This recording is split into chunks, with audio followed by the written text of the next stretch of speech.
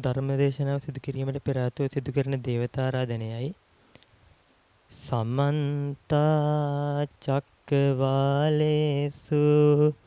අත්‍රා ගච්ඡන්තු දේවතා සද්දම්මං මුනි රාජස්ස සුනන්තු සග්ග මොක්කදං ධම්මස්සවන කාලෝ අයං බදන්තා ධම්මස්සවන කාලෝ අයං බදන්තා ධම්මස්සවන කාලෝ අයං බදන්තා නමෝ තස්ස භගවතෝ අරහතෝ සම්මා සම්බුද්දස්ස නමෝ තස්ස භගවතෝ අරහතෝ සම්මා සම්බුද්දස්ස නමෝ තස්ස භගවතෝ අරහතෝ සම්මා සම්බුද්දස්ස සුභානුපස්සින් විහරන්තං ඉන්ද්‍රියේසු අසංගුතං භෝජනම් හේච අමත්තඤ්ඤුං කුසීතෝ හීන වීරියං තං වේ පසහති මාරෝ වාතෝ රුක්ඛං වදුබ්බලං. ශ්‍රද්ධාවන්ත කාරුණික ගුණබර වාසනාවන්ත පින්වතුනි, අද දිනේදී ධර්මදේශනාව සඳහා තෝරාගත්තු ගාථාව ත්‍රිපිටකයේ සූත්‍ර පිටකයේ කුද්දක නිකායේ තුල තිබෙන ගිහි ජනතාවගේ ජීවිතයේ සාර්ථකත්වයට පත් කරන ගිහි ජනතාවගේ ගිහියාගේ අත්පොද විදිහට බෞද්ධයාගේ අත්පොද විදිහට සැලකෙන ඒ ධම්මපදයේ කියන ඒ ග්‍රන්ථය තුල තිබෙන වග්ග 26න් පළවෙනි වර්ගයේ වන යමක වර්ගය තුල තිබෙන 6 වෙනි ගාථාව. පින්වතුනි, මේ ගාථාව කියන්නේ සුභානුපස්සින් විහරන්තං. තමන්ගේ ඉන්ද්‍රියන්ට හමුවන ඒ අරමුණු සුභ වශයෙන් බලමින්. ඒ කියන්නේ ඇසට හමුවන ඒ රූප ඒ දේවල් හොඳයි කියලා ඒ අරමුණ ඔස්සේ ගමන් කරන. යම් රූපයක් හම්බුනොත් එහෙම අනේ හොඳයි මේක ස්ථිරයි. දැන් කවුරු හරි කෙනෙක්ගේ රූපයකට ඇලුම් කරනවා නේ. කියන්නේ කෙනෙක් රූපයක් පිළිබඳව මෙහෙම හිතන්න පුළුවන්. රූපයක් ගත්තොත් එහෙම මගේ රූපේ මම ලස්සනයි. මගේ රූපේ මම හැමදාම ප්‍රියමනාප විදිහට තියාගන්න ඕනේ. මේ රූපේ වෙනස් වෙන්නේ නැහැ. මම මේක දිගටම පවත්වාගෙන යනවා. මම කොහොම හරි මගේ රූපේ ලස්සන කරගන්නමයි උත්සාහ කරන්න කියලා කෙනෙක් හිතනවනම් ඒ කෙනා සුභ වශයෙන්මයි ඒ දිහා බලන්නේ. ඒ වගේමයි ශබ්ද ඔස්සේ ඒ ආසාවෙන් මේ දේවල් අහනවනම් ඒ වගේම ගන්ධයන් ඒ රස ඒ ඔස්සේ මේ ඉන්ද්‍රියන් ලැස කරනාසේ දිව ශරීරය කියන මේ ඉන්ද්‍රියන් වලට හමු වන ඒ අරමුණු සුභ වශයෙන් බලන. ඉන්ද්‍රියේසු අසංගුතං. ඉන්ද්‍රියන් පිරිමදු ෂඩ්ඉන්ද්‍රියන් කෙරෙහි කිසිම සංවරයක් නැතිව රූපයන් දකිනවා නම් ඒ රූපයන් ඔස්සේ ඕන විදිහට ඇහැට යන්න දෙනවා. ඇහැ කැමති ඕනම රූපයක් දකින්න බලන්න දෙනවා. ඒ විදිහට ශබ්ද ඒ හැන හොඳ ශබ්ද කියන්නේ Tamanට හොඳයි කියලා ඒ හමු වෙන ශබ්ද ඒ දේවල් ඔස්සේම ගමන් කරනවා. ඉතින් මේ විදිහට කිසිම සීමාවක් නැතුව භෝජනම් හීච අමත්තඤ්ඤුං. භෝජනයේද පමණ දන්නේ නැති. කන බොනකොට ඒ කෑම පිළිබඳව කිසිම සීමාවක් නැහැ. ඉතින් මේ විදිහට කෑම බීමෙහි පෙළඹිලා කෑම බීමට ඇබ්බැහි වෙලා, ඒ කියන්නේ කෑම බීම කෙරෙහිම ඒ කෑම බීම කනම ඒ කට්ටිය. කුසීතෝ හීන වීරියං. කම්මැලි වීරිය නැති ඒ පුද්ගලයෝ තං වේ පසාති මාරෝ වාතෝ රුක්ඛංව දුබ්බලං. දුර්වල ගසක් මුලින් නුපුරලා දාන වගේ සුළඟක් ඇවිල්ලා අනිවාර්යයෙන්ම මාරයාගේ බැම්මට අහු වෙනවාමයි. ඉතින් පින්වතුනි, මේ ගාථාවේ ඒ විදිහට තමයි මේ තේරුම විස්තර වෙන්නේ. පින්වතුනි, බුදු පියාණන් වහන්සේගේ කාලයේදී ලස්සන සිදුවීමක් සිදු වෙනවා මේ ගාථාවට අදාළවම. ඒ තමයි සේතව්ව කියන නුවර. සේතව්ව කියන නුවර සහෝදරවරු 3 දෙනෙක් ඉන්නවා පින්වතුනි. එතනදී බාලම සහෝදරයා චූලකාල කියලා නම් වෙනවා. මැද ඉන්න දෙවෙනි සහෝදරයා මධ්‍යම කාල මජ්ක්‍ධිම කාල. තුන්වෙනි සහෝදරයා ලොකුම සහෝදරයා මහා කාල. ඉතින් මේ සහෝදරයෝ 3 දෙනා කුඩා කාලේ ඉඳලා හරීම එකමුතුයි පින්වතුනි. 3 දෙනා පුදුමාකාර විදිහට ලෙන්ගතුව තමයි කටයුතු කරේ. ඉතින් මේගොල්ලෝ දැන් වැඩි වියටපත් වෙනවා, තරුණ වියටපත් වෙනවා. 3 දෙනාම විවාහ වෙනවා. චූලකාල කියන බාල සහෝදරයාට ඒ බාල මල්ලිට බිරින්දෑවරු දෙන්නෙක් හිටියා වෙනකොට. එතකොට මහා කාල කියන්නේ වැඩිමල්ම සහෝදරයා. ඔහුට හිටියා බිරින්දෑවරු 8 දෙනෙක්. මජ්ක්‍ධිම කාල කියන මැද සහෝදරයාට බිරින්දෑවරු 4යි. ඉතින් මේ විදිහට විවාහ ජීවිතයටපත් වුණාට පස්සේ මේගොල්ලෝ රැකියාව සඳහා තෝරගන්නේ වෙළඳාම. ඉතින් මේ චූලකාල කියන චූටි පොඩි සහෝදරයයි මහා කාල කියන වැඩිමල් සහෝදරයයි පින්වතුනි යනවා එක්තරා තැන් වලට. ඒ ප්‍රදේශ වලට ගිහිල්ලා ඒ ප්‍රදේශ වලින් වෙළඳ භාණ්ඩ අරගෙන එනවා. ඒ වෙළඳ භාණ්ඩ අරගෙන ඇවිල්ලා මේ ගෙදර තිබ්බට පස්සේ මධ්‍යම කාල කියන මැද සහෝදරයා ඔහු ගිහිල්ලා ඒ භාණ්ඩ විකුණනවා පින්වතුනි. ඉතින් මේ විදිහට මේගොල්ලෝ මේ විදිහට වෙළඳාම් කටයුතු කරමින් තමයි ජීවත් වුනේ. ඉතින් මෙහෙම කාලය ගත වෙනකොට එක්තරා දවසක් මේ චූලකාලයි මහා කාලයි කියන මේ දෙදෙනා යනවා සවැත් නුවර බුදු පියාණන් වහන්සේ ඒ කාලේ වැඩ ඉන්න ජේතවනාරාමේ ඒ සවැත් නුවර ජේතවනාරාමේ වැඩ ඉන්න කාලයේදී ඒ සවැත් නුවරයි ජේතවනාරාමේ අතර තැනකට යනවා. ඒ තැනට ගිහිල්ලා ඒගොල්ලෝ වැඩ කටයුතු කරන්න එක්තරා තැනක නවතිනවා පින්වතුනි. ඒ නැවතිලා ඒගොල්ලෝ එතනින් හවස් යාමේ ගත කරනවා. ඒ හවස් යාම ගත කරනකොට හවස් වෙලා ඒ වෙලාව යනකොට පින්වතුනි හවස් යාමේදී ඒ ප්‍රදේශයේ ඉන්න මහා ජනතාව මිනිසුන් ඒගොල්ලෝ මේ ජේතවනාරාමේ පැත්තට යනවා. මල් පහන් අරගෙන ජේතවනාරාමේ පැත්තට යනවා. ඒ වගේම ශ්‍රාවකයන් වහන්සේලාත් ඒ එක්කලාම ඉස්සරහෙන් ගමන් කරනවා. ඉතින් මේ විදිහට ගමන් කරනකොට මේ මහා කාල කියන මේ වැඩිමල් සහෝදරයා බැලුවා මේ කොහෙද යන්නේ මේ පිරිස. සුදු ඇඳගෙන මේ ලස්සන ඇඳගෙන පිරිසිදු මේ කොහෙද යන්නේ කියලා බැලුවා. කෙනෙක් ළඟට ගිහිල්ලා ඇහුවා ඔබලාගේ මේ කොහෙද යන්නේ කියලා. ඊට පස්සේ කිව්වා අද බුදු පියාණන් වහන්සේගෙන් අපි ධර්මයේ ශ්‍රවණය කරන්න තමයි ධර්මය අසන්න තමයි මේ යන්නේ කියලා. ඉතින් එහෙම කිව්වට පස්සේ මේගොල්ලෝ දැන් මහා කාලට එහෙම කිව්වට පස්සේ මහා කාල කියන මේ වැඩිමල් සහෝදරයාට හිතෙනවා අනේ කොච්චර හොඳ දෙයක්ද. මමත් එනම් මේ ඉන්න ටිකේ අද මල්ලින මගේ දේවල් පවරලා දීලා මේ ටික බලා ගන්න කියලා මමත් ගිහිල්ලා ධර්ම ශ්‍රවණය කරන්න යනවායි කියලා. ඉතින් මලනුවන්ට කතා කරලා මලනුවනි ඔබ පොඩ්ඩක් මේවා පරිස්සම් කරගෙන බලා කියාගෙන ඉන්න මං ටක් ගාලා එන්නම් කියලා ඉක්මනින් එන්නම් කියලා මේ මහා කාලයෙන් මල්ලිට කිව්වා. ඒ කියද්දි මේ මහා කාලගේ මල්ලි අහනවා ඒ කියන්නේ චූල කාලේ කෙනා අහනවා අයියන්ඩි ඔබ කොහෙද යන්නේ කියලා. එතකොට මහා කාල වැඩිමල් සහෝදරයා කියනවා මම යන්නේ බුදු පියාණන් වහන්සේගෙන් ධර්ම ශ්‍රවණය කරන්න.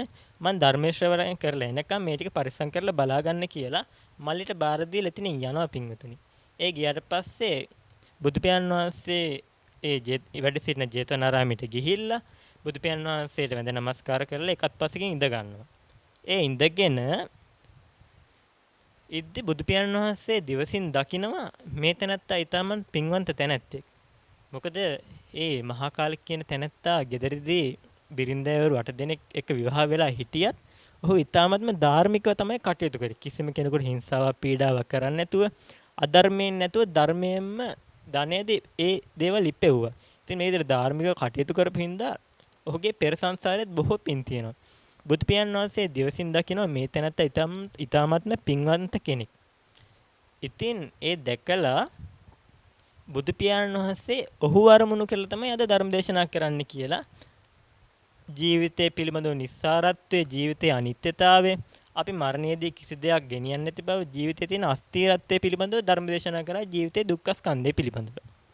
ඉතින් මේ ධර්ම දේශනා කරාට පස්සේ මේ මහා කාල කියන වැඩිමල් සහෝදරයාට දැන් ජීවිතය පිළිබඳව කලකිරීමක් ඇති වෙනවා. මම මෙච්චර දවස් මේ ගත කර ජීවිතේ මොකද්ද? මම මෙච්චර දවසක් සැපයි කියලා මේ ගත කරපු ජීවිතේ ඇත්තටම මේ බුදු පියාණන් වහන්සේගේ ධර්ම දේශනාවෙන් පස්සේ මේ ජීවිතේ කිසිම හරයක් නැති බව ඔහුට තේරෙනවා. ඉතින් ඔහු කල්පනා කරනවා මම මැරෙනකොට කිසිම දෙයක් ගෙනියන්නේ නැහැ. අඩුමතරමේ මගේ මේ ශරීරයවත් ගෙනියන්නේ නැහැ. මම යම් කිසි රූප පස්සේ ගියා, රූප වලට ඇලුම් කරා, ශබ්ද වලට ඇලුම් කරා, මේ විදිහට තමයි කටයුතු කරේ. ඉතින් මං ධාර්මිකව ජීවත් වුණත් මං ඒ දේවල් කවදාවත් අනිත්‍යයි කියලා දැක්කේ නැහැ. ඒත් මට අද ඒක තේරුණා කියලා ඒ මහා කාල කියන ඒ වැඩිමල් සහෝදරයා බුදු පියාණන් වහන්සේ ළඟට යනවා. ඒ ගිහිල්ලා බුදු පියාණන් වහන්සේ මටත් මහාන වෙන්න අවශ්‍යයි කියලා ඒ වෙලාවේදී බුදු පියාණන් වහන්සේට කියනවා. ඉතින් බුදු පියාණන් වහන්සේ අහනවා පින්වත් පුත්‍රය ඔබ මහාන වෙන්න පෙර ඔබට කියන්න මේ දේ කියන්න කිසිවෙකුත් නැද්ද කියලා. ඉතින් ඒ කිව්වට පස්සේ මේ මහා කාල කියන වැඩිමල් සහෝදරයා කියනවා ස්වාමීනි මගේ බාල සහෝදරයා මේ අසලමයි ඉන්නේ එහෙනම් මං ඔහුට කියලා එන්නම් කියලා. පින්වුතුනි මොකද මේ මහානකම කියන්නේ එහෙම එකපාරටම තමන්ගේ තීරණයෙන් මහාන වෙන්න පුළුවන් දෙයක් නෙමෙයි. ඒ පැවිදි ජීවිතයට පත් වෙන්න පුළුවන් කමක් නෙමෙයි. ඒ දෙයක් නෙමෙයි. ඒ තමයි කෙනෙකුගේ අවසරයක්. ඒ කියන්නේ අම්මගේ තාත්තගේ අවසරය ඇතිව තමයි මහාන වෙනවා මහාන වෙන්න ඕනේ. ඉතින් ඒ වෙනකොට මේ මහා කාල කියන මේ වැඩිමල් සහෝදරයා මැදිවියට පත් වෙලා හිටියේ මැදිවියත් ඉක්මලා හිටියේ. ඉතින් ඔහුගේ අම්මයි තාත්තයි වෙනකොට නැති වෙලා හිටියේ. එතකොට ඔහුට කියලෙන්න පුළුවන්කමක හිටියේ තමන්ගේ සහෝදරයෙක්ට තමයි. ඒ නිසා දැන් බාල සහෝදරයා සොයාගෙන මේ මහා කාල බුදු පියාණන් වහන්සේගෙන් අවසර අරගෙන යනවා. ඒ ගිහිල්ලා මල්ලි හම්බෙනවා. හම්බෙලා මලනුවනේ අදින් පස්සේ මේ කිසිම දෙයකින් මට කිසිම පළක් නැහැ. මේ දේවල් ඔබයි මගේ බිරින්දෑවරුයි ඒ කට්ටියත් එක්කලා පරිභෝජනය කරන්න කියලා කියනවා. මං අද ඉඳන් ඔබත් එක්ක වෙළඳාම් කරන්න යන්නේ නැහැයි කියලා කියනවා. මල්ලි කල්පනා කරනවා මොකද්ද මේ වෙලා තියෙන්නේ? ඇයි මොහු ආයේ එන්නේ නැහැ කියන්නේ? අහලා බලන්න ඕනේ කියලා ඇයි යන්නේ ඔබ කොහෙද යන්නේ කියලා අහනවා. මල්ලි මට මේ ජීවිතයේ තියෙන නිස්සාරත්වයේ තේරුණා. ඒ නිසා මං අද ඉඳන් බුදු පියාණන් වහන්සේ ළඟ මහාන වෙන්න යනවායි කියලා මල්ලිට ඒ වෙලාවේදී කියනවා. ඉතින් මල්ලි අහනවා එතකොට ඔබේ බිරින්දෑවරු ඉන්නවා. එතකොට මේ ධනයට ඔබ මොකද කරන්න කියලා. ඊට පස්සේ මේ මහා කාල කියන සහෝදරයා කියනවා අපි මැරෙනකොට කිසිම දෙයක් ගෙනියන්නේ නැහැ. අනිත් එක මගේ බිරින්දෑවරුන්ට කිසිම හේතුවකට දුක් වෙන්න මං ඉඩ තියලත් නැහැ. මොකද මම ඔවුන්ට ඇති වෙන්න ඔවුන්ට ජීවිත කාලය පුරාටම ඇති වෙන්න ධනෙ හම්බ කරලා තියෙන්නේ. ඒ නිසා ඔවුන්ට සතුටින් ඉන්න පුළුවන් කියලා ඔබ ඔවුන්ව බලා ගන්න කියලා මල්ලිට බාර දීලා ඉතින් මේ මහා කාල කියන මේ අයියා එතනින් යන්න පිටත් වෙනවා. එතකොට මේ චූල කාලයන් කල්පනා කරනවා අපේ මේ වෙළඳාමේ ඉන්න දක්ෂතම කෙනා තමයි අයියා. ඔහු ගියොත් එහෙම අපිට මේ වෙළඳාම නිසියාකාරව කරගන්න හම්බෙන්නේ නැහැ. අනිත් එක්ක අපේ චූටි කාලේ ඉඳලා පුදුමාකාර බැඳීමක් තිබ්බේ. ඒ බැඳීමෙන් මං උන්ට කැඩෙන්න ඉඩ තියන්නෙත් නැහැ කියලා චූල කාලේ කල්පනා කරනවා. එහෙනම් මමත් මේ අයියත් එක්කම ශාසනයට ගිහිල්ලා මහාන වෙනවා. හැබැයි මම මහාන වෙන්නේ අයියවත් සිවුරු අරවගෙන මාත් සිවුරු අරින්නයි කියලා ඒ සිතුවිලි ඇතිව චූල කාලත් අයියගේ පස්සෙන් යනවා. ඉතින් බුදු පියාණන් වහන්සේ ළඟට ගියාට පස්සේ මේ මහා කාලයන් මහාන වෙනවා. ඒ මහාන වුණාට පස්සේ මහා කාල තෙරුන් විදිහට තමයි ඒ මහා කාල කියන වැඩිමල් සහෝදරයා මහා කාල තෙරුන් විදිහට තමයි නම් වෙන්නේ. චූල කාලයේ සහෝදරයා චූල කාල තෙරුන්. ඉතින් මේ විදිහට කාලේ ගත වෙලා ටික කාලයක් යනකොට චූල කාලෙට කොහොම හරි මේ අයියව මේ මහානකමින් අයින් කරගන්නම තමයි ඕනේ. ඉතින්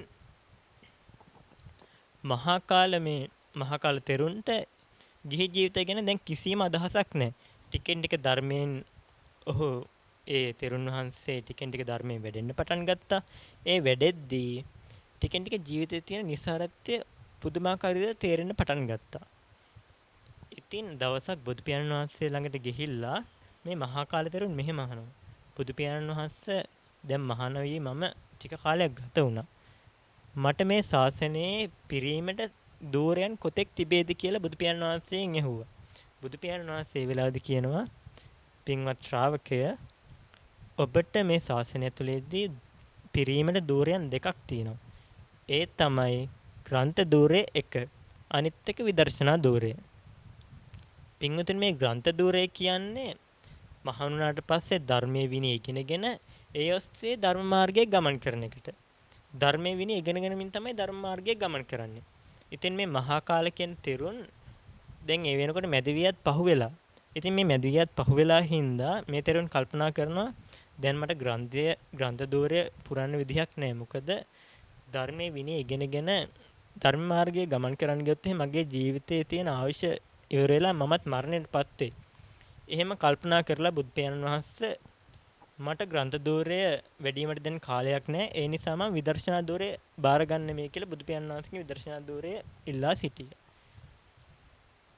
මේ විදර්ශනා දෝරය කියන්නේ පින්වතුනි එක්තරා භාවනාවක් Tamanගේ ජීවිතයට අරගෙන ඒ භාවනාව ඔස්සේ කටයුතු කරලා ඒ භාවනාව ඔස්සේ නිවන් මාර්ගයට ගමන් කිරීමයි.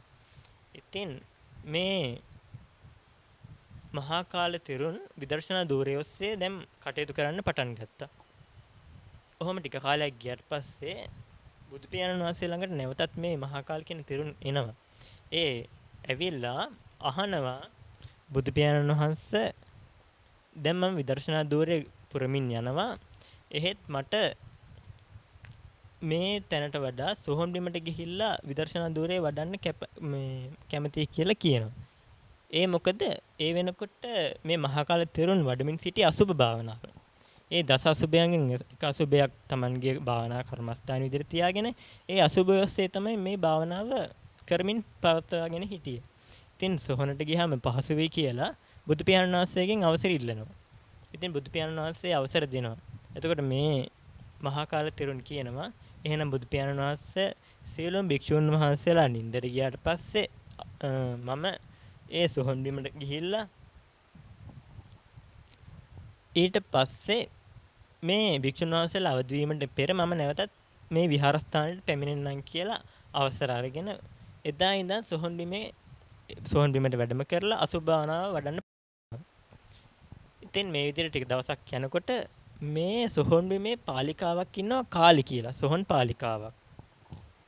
මේ සොහොන බලා ගන්න මේ කාලි කියන තැනැත්තිය තමයි මේ සොහොනට ගේන මිනි පුච්චලා ඒ මිනි දවලා ඒ දේවල් ඉෂ්ට කරලා ඒ දේවල් ඔස්සේ කටයුතු කරන්නේ.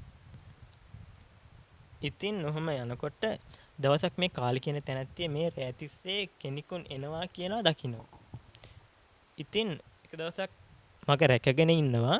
එදා දවසේ අල්ලගන්න බැරුණා මේ කවුද කියලා. ඊට පස්සේ තමන්ගේ පුතුත් එක්කලා වැඩිමල් පුතුත් එක්කලා ඇවිල්ලා සංගවිලා ඉන්නවා. ඉතින් එදාත් මේ මහා කාල තෙරුන් අලුවේ පාන්දර ඒ කියන්නේ රෑ බෝවිලා උනාට පස්සේ භික්ෂුන් වහන්සේලා නින්දට ගියාට පස්සේ මේ සොහොන් බිමට වැඩම කරනවා. ඒ වැඩම කරලා ඉන්නකොට සොහොන් පාලිකාව දකිනවා මේ එහෙනම් මෙච්චර දවසක් එල්ල තියෙන මේ තෙරුන් වහන්සේ නමක් තමයි කියලා. ඊට පස්සේ තෙරුන් වහන්සේ ළඟට ගිහිල්ලා වැඳ නමස්කාර කළා. ස්වාමීනි ඔබ වහන්සේ මෙහි කුමක් කරන්න හිදයි කියලා අහනවා.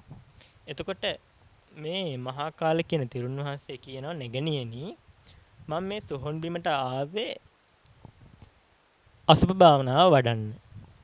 ඉතින් මම මේ විදිහට කටයුතු කරන්න මට අසුභ භාවනාව වඩන්න මේ සොහොන් බිම මට පහසු තැනක් හින්දා මම මෙතනට ආවයි කියලා කියනවා. ඒ අවස්ථාවේදී මේ කාලි කියන තැනැත්තිය කියනවා ස්වාමීනි සොහොන් බිමකට එනකොට වතාවත් ටිකක් කීපයක් තියෙනවා ඒවා පුරන්න ඕනි කියලා. මහා කාල තෙරුන් මොනවාද කියලා ඇහුවට පස්සේ කියනවා ස්වාමීනි ඒ පිළිබඳව මුලින්ම Tamanගේ ගුරු හාමුදුරුවෝයි ඒ වගේම සොහොනේ ඒ වෙනකොට ඉන්නේ ඒ සොහොන් පාලිකාවයි ග්‍රාම නිලධාරියෙකුයි ඒ කට්ටියව දැනුවත් කරලා තියන්න ඕනි කියලා. ඒ ඇයිදයි විමසු විට ඊට පස්සේ කියනවා මේ ස්ථානයෙන් බොහෝ විට සොරුන් ගමන් කරනවා. සොරුන් දුවනකොට ඔවුන් අතින් යම් දේවල් වැටෙනවා. යම් ධනවත්තුන්ගෙන් හොරගම් කරගත්තු යම් භාණ්ඩ වැටෙනවා. ඒ භාණ්ඩ වැටුණාට පස්සේ ඒ ධනවතුන් මේ ඔවුන්ගේ අඩිපාරවල් ඔස්සේ ගමන් කරනවා. ඒ වෙනකොට මේ සොහොනින් යනකොට ඒ භාණ්ඩ සොහොනේ තිබෙනවා දැක්කොත් එහෙම මේ සොහොනේ ඉන්න කවුරුන් හෝ කෙනෙකුට පීඩා කරනවා. ඔහු තමයි හොරා කියලා හිතලා ඔවුන්ට තලා පෙළනවා. ඒ නිසා ඒවා නොවෙන්න ඔහු ඒ වගේ කෙනෙකු නොවේ කියන්න තමයි අපි දේවල් දැනගන්නේ කියලා කියනවා. කියන්නේ මේ සොහොන් පාලිකාවයි ග්‍රාම නිලධාරි කට්ටියට කියලා තිබ්බහම මේ තැනත්තා එහෙම සොරකු නෙමෙයි අපේ දැනුවත්කමින් තමයි මෙතන ඉන්නේ කියලා. එතකොට ඒ තැනත්තන්ට කියන්න පුළුවන් හින්දා එදා ඒ විදිහට කාලි කියන්නේ. ඉතින් මේ කාලි කියන තැනැත්තිය දැනගත්තට පස්සේ මේ මහා කාල තෙරුන් මෙහෙම ප්‍රකාශ කරනවා. නැගණියනි මේ ස්ථානයට මලමිනිය ගෙනාවට පස්සේ ඔබට හිතෙනවා නම් අරමුණක් ගන්න මට හොඳ මලමිනියක් තිබේ කියලා. ඒ මලමිනිය මට පෙන්වන්නයි කියලා කියනවා. එහෙමයි ස්වාමීනි කියලා මේ කාලි කියන තැනත් එතනින් පිටත් වෙනවා. එතෙන් ඔහම දවස් කීපයක් ගියාට පස්සේ එක්තරා තැනැත්තියක් එක්තරා කාන්තාවක් තරුණ ස්ත්‍රියක් ඊ타මත්ම ලස්සන ස්ත්‍රියක් මරණයටපත් වෙනවා. එදා මරණයටපත් වෙන්නේ සිහි විකල් වෙලාවත් එහෙම නෙමෙයි කලුරිය කරනවා. ඉතින් ඒ කලුරිය කළාට පස්සේ මේ ඒ තැනැත්තියගේ ඒ තරුණියගේ දෙමව්පියෝ මේ කාලේ ඉන්න මේ කාලි පාලිකාව ඒ ඉන්න සොහොනට ගෙනල්ලා මේ කාලි කියන තැනැත්තියට යම් මුදලක් දීලා මේ මිනිහ පුරුස්සා දමන්නයි කියලා මේ මිනිහ බාර දෙනවා. ඒ අවස්ථාවේදී කාලි කියන තැනැත්තිය මේ මිනිහ බාර ගන්නවා. අරගෙන ගිහිල්ලා පුරුස්සන්න හදද්දී මේ මිනිහ ඒ වස්ත්‍ර අයින් කරාට පස්සේ දකින්න ඒ රන්වන් සිගුරක් කියලා. ඉතින් ඒ සිරුර ඊටාමත්ම ලස්සනින්දා මේක හොඳ අරමුණක් කියලා භික්ෂුන් වහන්සේට ගිහිල්ලා කියනවා. භික්ෂුන් වහන්සේත් ඉතින් එතනට වැඩම කරලා ඒ සිරුරේ තියෙන ඒ ප්‍රියමනාප ගතිය ඒ ලස්සන අලංකාරය පිළිබඳව දකිනවා. ඊට පස්සේ මේ කාලි කියන තැනැත්තියට කියනවා මේක මහා ගින්නට අහු වුණාට පස්සේ මට නැවතත් ඇවිල්ලා කියන්න කියලා. ඉතින් මේ දවල පුලුස්සද්දි මහා ගින්න වෙලාවේදී මේ තැනැත්තිය ඇවිල්ලා නැවතත් ඒ භික්ෂුන් වහන්සේට කියනවා. භික්ෂුන් වහන්සේ නැවතත් එතනට වැඩම කරනවා. ඉස්සෙල්ලා අච්චර ලස්සන රන්වන් සිරුරක් තිබ්බ ඒ තැනැත්තියගේ ඒ මලමිනිය මේ වෙනකොට ඒ ගිනිදැල් වැදුණු තැන්වල පිලිස්සලා ගිහිල්ලා කබර දෙනකගේ වගේ හැම තැනම එල්ලෙනවා. මේ විදිහට දැන් මට දැන් බලන්නත් බැරි තරම් අප්‍රසන්නයි. අච්චර රන්වන් සිරුරක් මෙච්චර අප්‍රසන්න ස්වභාවයටපත් උනේ මේ සිරුරේ අස්තිරත්වය අසාරත්වය බව දැනගෙන ඒක දැකලා ඒ අරමුණ ඔස්සේ කටයුතු කරලා භාවනා කරන්න පටන් ගන්නවා. ඉතින් භාවනා කරන්න පටන් ගත්තට පස්සේ උන්වහන්සේ රහත් භාවයටපත් වෙනවා. ඉතින් මේ රහත් භාවයටපත් වුණාට පස්සේ ඒ තෙරුන් ඒත් ඔහුගේ මලනුවන් ඒ කියන්නේ දැන් මහා කාල තෙරුන්ගේ මලනුවන් වෙන චූලකාල තෙරුන් මේ චූලකාල තෙරුන් ඒ වෙනකොටත් Tamanගේ ගේදොර පිළිබඳව තමයි සිතමින් කටයුතු කරන්නේ. ගෙදර බිරින්දෑවරු පිළිබඳව ගේදොර පිළිබඳව සිතමින් කටයුතු කරද්දී ලෞකික ජීවිතයේ මොහුගේ සිත තව තවත් නැඹුරු වෙනවා. ඉතින් එක්තරා දිනකදී බුදු පියාණන් වහන්සේ ඇතුළු මහා සංඝරත්නය වැඩම කරනවා මේ චූලකාලත් මහා කාලත් කියන තෙරුන් වහන්සේලා ගිහි කාලයේදී සහෝදරවරුන් සිටිනේ ගම්මානයට. ඒ තමයි සේතව විනුවර. සේතව විනුවරට වැඩම කරාට පස්සේ මේ පිළිබඳව දැනගන්නවා චූලකාල තෙරුන්ගේ ඒ බිරින්දෑවරු. ඒ දැනගත්තට පස්සේ අපි අපේ ස්වාමියන් නැවතත් ගිහි ජීවිතයට ගනිමි කියලා හිතලා ඒ චූලකාල තෙරුන්ගේ බිරින්දෑවරු බුදු පියාණන් වහන්සේතුළු මහා සංඝරත්නයට දානෙට ආරාධනා කරනවා. ඒ දානට ආරාධනා කරාට පස්සේ ඒක බුදු පියාණන් වහන්සේ පිළිගන්නවා. ඉතින් ඒ පිළිගත්තට පස්සේ සාමාන්‍යයෙන් බුදු පියාණන් වහන්සේ යම් ගෙදරක යම් නිවසකට දානයකට වඩින්න ඉස්සෙල්ලා ඒ ගෙදරට යම් භික්ෂුවක් වැඩම කරලා ඒ ගෙදර දන් අඳුරන යම් භික්ෂුවක් වැඩම කරලා ඉතින් මේ ගෙදර පිළිවෙල කරන්න ඕනේ. ඊට පස්සේ තමයි බුදු පියාණන් වහන්සේ දානට වැඩම කරන්නේ. ඉතින් එදා දවසේ මහා කාල තෙරුන් චූලකාල තෙරුන්ට කතා කරලා චූලකාලේනි ඔබ ඒ ගෙද නිවසට වැඩම කරන්න ඔබ එහිට ගිහිල්ලා බුදු පියාණන් වහන්සේ ඇතුළු මහා සංඝරත්නයට අසුන් පනවන්නයි කියලා කියනවා. ඒ අසුන් පනවන විදිහට උපදෙස් දෙන්නයි කියලා කිව්වට පස්සේ චූලකාල තෙරුන් වහන්සේ ඉතින් ඔන්න දැන් නිවසට වැඩම කරනවා. ගිහි ජීවිතේ පිළිමදව සිතමින් සිටියට පස්සේ චූලකාල තෙරුන්ගේ ඒ මහාන ජීවිතය ඇතුළේදීත් ඔහු ගිහි කෙනෙක් විදිහට තමයි වාසය කළේ. කිසිම ගුණ ධර්මයක් පුර නැතුව ඒ ගිහි ජීවිතේ පිළිමදව සිතමින් තමයි කටයුතු කරේ. ඉතින් ඔහම කාලය ගත වෙනකොට මේ චූලකාල තෙරුන් ගිහිල්ලා මේ ආසන පනවන දේ කියනවා. ඉතින් මේ වෙනකොට මේ Tamanගේ බිරින්දෑවරු ඒ සියල්ලන් එක්කලා කෙලිකවටකම් කරමින් තමයි මේ දේවල් ප්‍රකාශ කරන්නේ. ඉතින් මේ බිරින්දෑවරු දැන් බිහිලු තහලු කරමින් ආසන පනවන්නේ මහා සංඝරත්නයේ මහා ස්ථවිරයන් වහන්සේලාට මිටි ආසනත් ශ්‍රාවකයන් වහන්සේලාට කියන්නේ අනිත් භික්ෂු පිරිසට ඉගෙන ගන්න ඒ පිරිසට මහා ආසනත් විදිහට තමයි පනවන්නේ. ශිෂ්‍ය පිරිසට.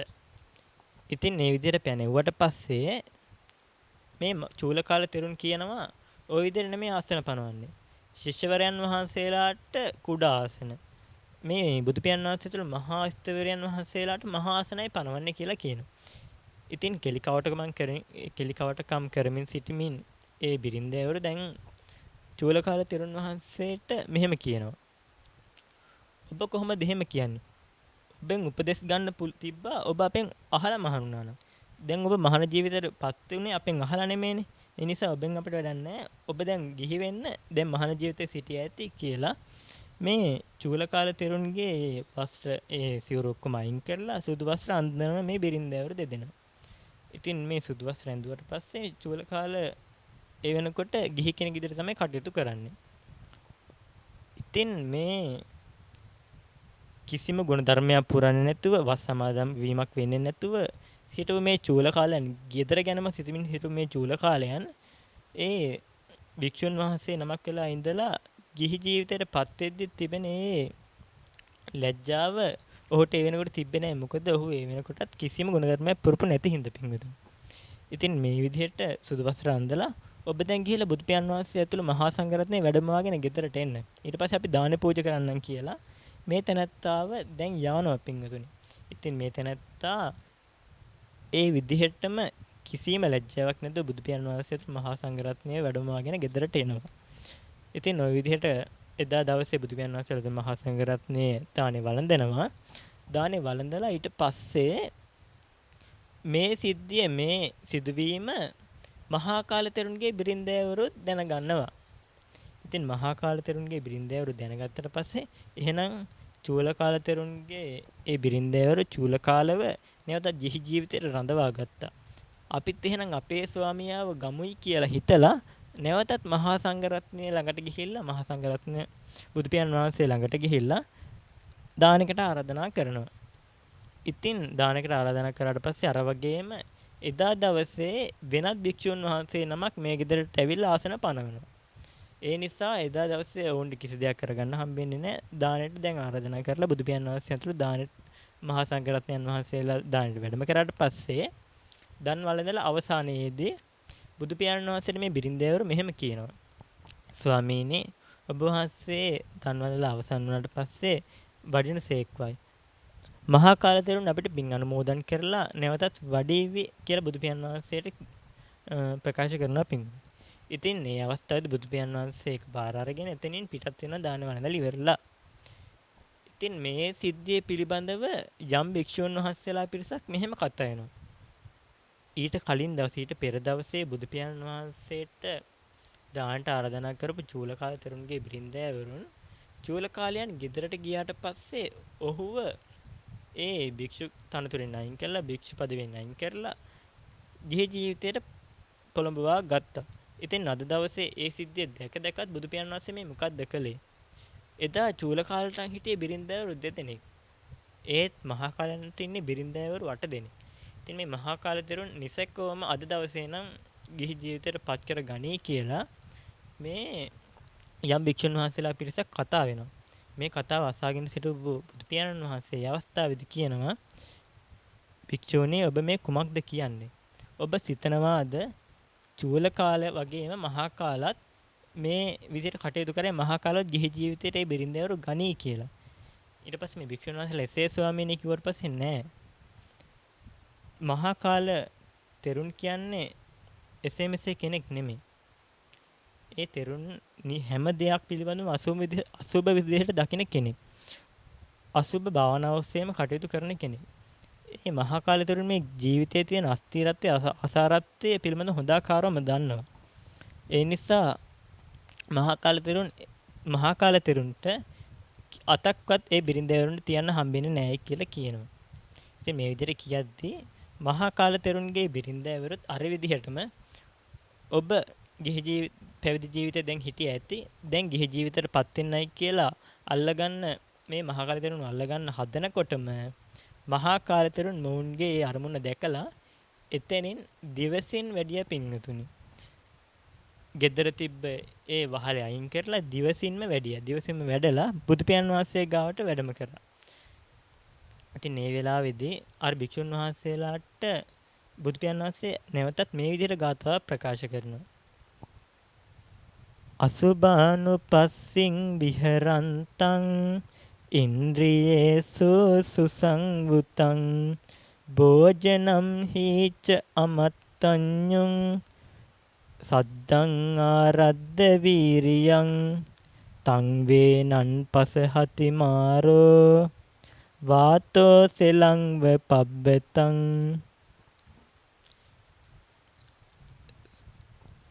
සුභ අරමුණ ඔස්සේ ගමන් නොකරන අසුභ භාවනාව අසුභ අරමුණක් ඔස්සේ ගමන් කරන ෂඩ්ඉන්ද්‍රියන් කෙරෙහිද සංවරය මනාව පිහිටන භෝජනෙහිද පමණ දන්නා ශ්‍රද්ධාව ඇති වීරියද ඇති උත්සාහවන්තේ පුද්ගලයෝ සුළඟින් සෙලවිය නොහැකි ගල් පර්වතයක්සේ මාර්යාගේ වසඟයට ගැනීමට නොහැකිය කියලා එදා බුදු පියාණන් වහන්සේ ධර්ම දේශනා කරනවා. ඉතින් මේ විදිහට බුදු පියාණන් වහන්සේ එදා ඒ විදිහට කියනවා. ඒ භික්ෂුන් වහන්සේලා ඒ ධර්ම දේශනාව අහලා බොහෝ පිරිසක් සෝවාන් වෙනවා පින්විතුනි.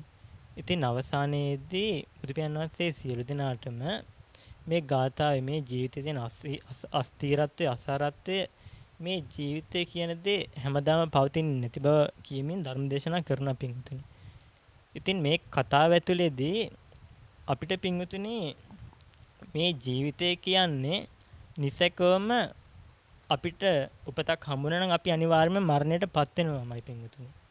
ඒ මරණයට පත් වෙනකොට අපිට අපි කොච්චර ධනය හම්බ කරත් කොච්චර අපිට සහෝදරයෝ නෑදෑයෝ බිරින්දෑවරු අමුදරුවෝ කොච්චර හිටියත් ඒ කිසිම කෙනෙකුට තමන්ගේ මරණ අවස්ථාවේදී මරණයට පස්සේ මරණයෙන් ගලවා ගන්න බෑ කියනවා පින්විතුනි. අඩුම තරමේ තමන්ට තමන්ගේ ශරීරයත් අතහැරලා දාලා තමයි යන්න වෙන්නේ. මේ ශරීරයට අපි බොහෝ දේවල් වලට රැවටෙන්නේ ඒ දේවල් වල තිබෙන ඒ දේවල් පිළිබඳ සුබ වශයෙන් බලන හින්දා පින්විතුනි. ඉතින් මේ සියලුම දේවල් අසුබ වශයෙන් බලමින් ජීවිතය පිළිබඳ යථාර්ථය අවබෝධ කරගනිමින් අපි කටයුතු කරන්න ඕනේ පින්විතුනි. අපේ සංසාරයේදී ඒ ජීවිතය හොඳ සංසාරය අපි අවසන් කරන්න ඕනේ පින්විතුනි. ඒ කියන්නේ නිවන් මාර්ගය ඔස්සේ ගමන් කිරීමට අපි කටයුතු කරන්න ඕනේ පින්විතුනි. අවසානයේදී අපිට ඉතුරු වෙන්නේ අපි මරණයටපත් වෙද්දී අපිට ගෙනියන්න තියෙන එකම දේ තමයි අපි කරගන්න කුසලොත් අකුසලොත් පින්පව් මේ දේවල් විතරයි පින්විතුනි. ඉතින් ඒ නිසා අපි කොහොම හරි අපේ ජීවිතය අපේ පරලෝක ජීවිතයට මේ ජීවිතයේදී ධර්මය අවබෝධ කරගන්න බැරි වුණොත් ඒත් අපි ධර්ම මාර්ගයේ ඔස්සේම ගමන් කරලා කොහොම හරි මේ සංසාරයෙන් ඈතරනවා කියන අරමුණින්ම කටයුතු කරලා අවසානයේදී නිවන් අවබෝධ කරගත ගන්නම කටයුතු කරන්න ඕනේ පින්විතුනි. මේ විදිහට ඉතින් අපේ ජීවිත අපි හැඩගස්සා ගන්න ඕනේ පින්විතුනි. ධර්ම දේශනාව මෙතනින් අවසන්. සියලු දෙනාටම තෙරුවන් සරණයි.